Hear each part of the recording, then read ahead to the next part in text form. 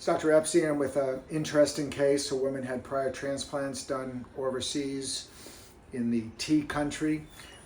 We've heard of that before. Anyway, she was unhappy with the unnaturalness, the abruptness of the hairline, direction of growth. So what we decided to do is, rather than trying to do additional grafts, which unfortunately her hairline was also brought too low, it would be a tremendous amount of grafts to remove.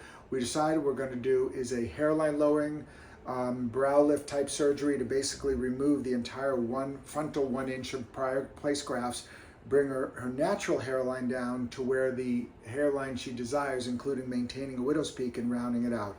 So let's take a look and let me show you. The hairs have already been trimmed, and you can see these are all the hairs that are going to come out. All these grafts are going to come out. This is her own natural hairline. That's going to come down like that, including on the side where she's going to go ahead and have greater rounding out, so to bring this point down lower. And all of these hairs are going to be removed. And at the same time, I'm going to do a very subtle brow lift on her to allow for just a little more of an aesthetic look that she's desiring. So basically, this is a hairline lowering with entire hairline excision to repair a prior transplant. Thank you.